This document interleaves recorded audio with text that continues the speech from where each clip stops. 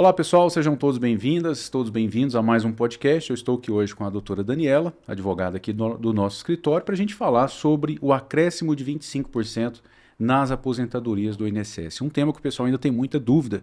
Teve mudança, né? Até um tempo atrás era possível, a Justiça estava concedendo para todos os benefícios, além da aposentadoria por invalidez. Teve algumas mudanças, enfim. Hoje vai ser um vídeo bem rápido, um podcastzinho bem rápido, por isso que eu trouxe aqui reforço para nos ajudar. E o que eu fiz, pessoal? Separei aqui, olha, as principais perguntas que vocês mandam para a gente aqui nas redes sociais.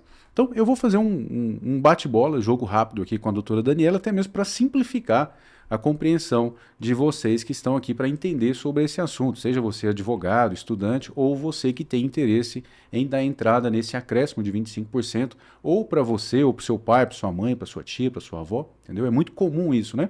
Na realidade, né, Dani, até já entrando no assunto, o que a gente mais recebe aqui no escritório são clientes que vêm para falar, olha, meu pai sofreu um derrame, minha mãe sofreu um derrame, né? Então, talvez a gente está falando também com os filhos dessas pessoas, então a gente vai tentar ajudar vocês, beleza? Dani, vamos direto ao ponto. Quem tem direito a esse... anotei aqui a pergunta. Quem tem direito a esse acréscimo de 25% e se quem recebe o BPC-Loas pode receber esses 25% também? Vamos lá. O acréscimo de 25% é devido para aquelas pessoas que necessitam dos cuidados de uma terceira pessoa, certo, para as atividades básicas diárias em tempo integral. Certo. E respondendo a segunda pergunta sobre quem recebe BPC-Loas tem ou não direito ao acréscimo de 25%, infelizmente não tem. O pessoal pergunta muito assim se é o benefício do cuidador, né? Aquela pessoa que precisa de um cuidador. E não necessariamente tem que ser um cuidador contratado. A situação mais comum, na realidade, que eu mais vejo, é quando a pessoa, às vezes a filha até que tem que deixar de fazer as coisas, ela tem que deixar a vida dela, abdicar da vida dela para cuidar da mãe, do pai que sofreu um derrame, o pai que é cadeirante, enfim. Então tá. Essa pessoa que precisa de um cuidado integral, então de uma atenção especial, né? A gente vai falar de alguns exemplos mais adiante. Dani, o valor desses 25%, dá um exemplo para a gente. O valor é 25% a mais na aposentadoria da pessoa. Por exemplo, um aposentado que ganha R$2.000, o acréscimo de 25% seria de R$500. Aí vai para 2.500, mas vai para o 13º também, né? A aposentadoria paga 13º, no 13º a pessoa vai receber. Vai sim. Dani, outra pergunta que o pessoal manda, essa aqui talvez seja mais comum. Esse valor, ele vai para o cuidador ou ele vai para o aposentado? O valor, ele vai para o aposentado, ele vai ser acrescido no benefício do aposentado. Então, se ele quiser destinar esse acréscimo para o cuidador ou para a pessoa que auxilia ele nas atividades diárias, aí já é uma questão pessoal. Entendi. Outra coisa, hoje o teto do INSS, o valor máximo que a pessoa pode receber, salvo engano, 7.780 alguma coisa. Isso hoje em 2024. A gente estava até comentando esses dias aqui no escritório, esse acréscimo de 25% é uma das possibilidades que permitem extrapolar esse teto, né? Exatamente. É possível que a pessoa receba o teto e solicite também esse acréscimo de 25% extrapolando o teto do INSS. Ela vai receber talvez até R$8.000, R$8.500 se acrescer esses 25%, caso ela tenha necessidade de um cuidador, né, dessa pessoa auxiliando ela. Exatamente. Dani, parte mais importante então, como que a pessoa faz para dar entrada nesse pedido de acréscimo? O aposentado que precisa do cuidador e que está interessado nesses 25%, como que ele faz para dar entrada? Basta entrar no site ou no aplicativo do INSS e fazer a solicitação. Caso a pessoa tenha dificuldade em fazer o requerimento virtualmente, pode estar ligando também no 135, que é o suporte telefônico do INSS. Aí ele vai fazer uma outra perícia? Ele já é aposentado, ele teve que fazer a perícia lá atrás para se aposentar por invalidez e agora ele vai fazer outra perícia. Sim, é necessário fazer uma perícia para constatar essa necessidade, né, de um cuidador em tempo integral. Então, vai ser uma análise diferente. A aposentadoria por invalidez já foi constatada a invalidez, certo, e vai ser feita uma análise para verificar, o pessoal fala, né, super invalidez, que é a pessoa que necessita desse cuidado. Eu lembro que até pouco tempo atrás não tinha essa possibilidade de requerimento desse acréscimo no aplicativo, no site do INSS. Agora já tem. Tem sim, tem esse suporte no INSS. Até mesmo por isso, eu lembro que era muito comum as pessoas, olha, não tem como eu dar entrada nisso aqui no sistema do INSS, então eu vou direto para a Justiça, não tem como eu pedir.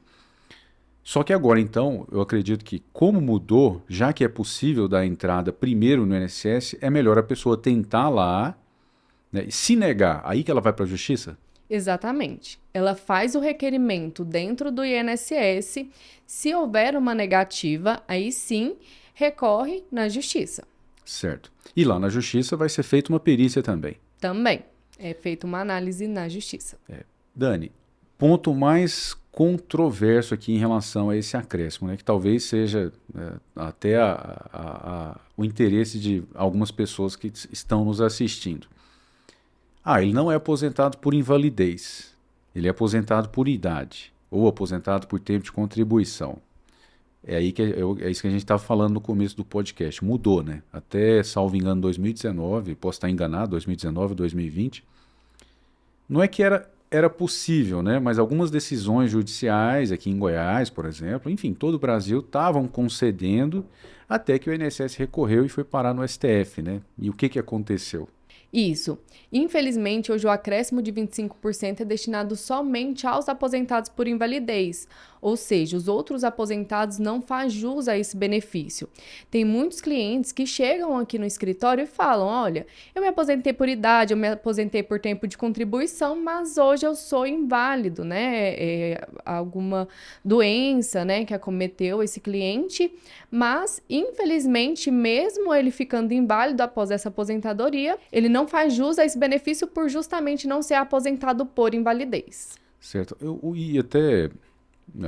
Eu acho até, vou usar a palavra certa.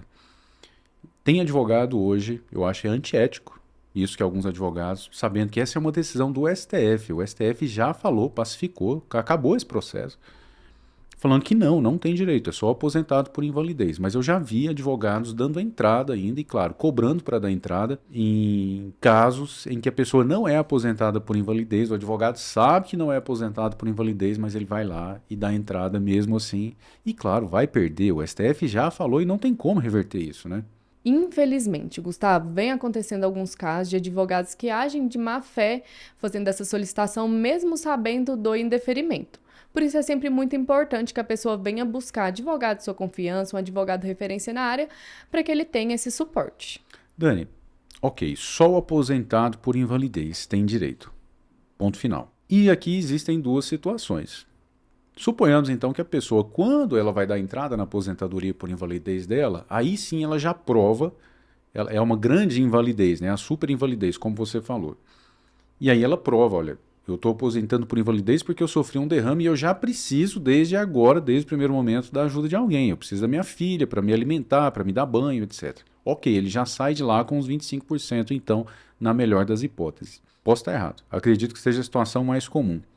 Pode ser que essa super invalidez aconteça depois. Então, ele se aposentou, por exemplo, lá em 2015. Aí agora, em 2024, ele sofreu o derrame. Ou seja, ele já está aposentado ali há 9 anos, e agora que ele sofreu o derrame, ele vai ter direito a esse acréscimo? Tem sim. E é muito importante ressaltar, justamente porque a pessoa fica inválida e pode ser que ainda aconteça a progressão da doença. Certo. Então, se ocorrer a progressão e a pessoa necessitar e se encaixar nos critérios que é, né, a necessidade do cuidado de uma terceira pessoa em tempo integral, é muito importante que ela se atente para ela fazer a solicitação assim que for oportuno. Certo. Dani, e agora só para a gente finalizar, como eu falei, vai ser bem rápido aqui o nosso bate-papo, até mesmo porque não tem muito o que falar, né? É bem simples essa questão, mas é interessante a gente ter esse vídeo no canal para que você entenda como que funciona esse acréscimo. Dani, não dá, eu acredito que não dá para a gente falar assim, quais são os casos. Tem gente que fala, tem uma lei que fala que tem lá uma lista de doenças. De fato, tem uma lei que fala de uma lista de doenças graves que podem gerar direito. Mas eu acredito, minha opinião, quero ouvir a sua, que tudo depende do caso. O que vai avaliar é o perito, tanto do INSS da Justiça. Ah, você tem tal doença, mas essa doença gera uma grande incapacidade, né? Então, assim, dá alguns exemplos de casos que você já atendeu, que você já viu, de que exemplos que geraram esse acréscimo de 25%, independente se está na lei ou não está. Certo, Gustavo, é muito importante que nós tenhamos em mente que essa incapacidade ela vai ser analisada na perícia médica. Mas eu vou dar alguns exemplos aqui de casos que são recorrentes do acréscimo de 25%, como o AVC, que é o derrame, né? A cegueira e o mais comum de todos, que é o Alzheimer. Essas doenças não tem muito o que questionar. São os casos mais comuns de concessão do acréscimo de 25%. Agora, outras doenças, como problemas mentais, pessoas que fazem hemodiálise, aí vai depender muito da análise do perito médico mesmo. Entendi. Bom, pessoal, como prometido, esse foi um podcast bem rapidinho, né?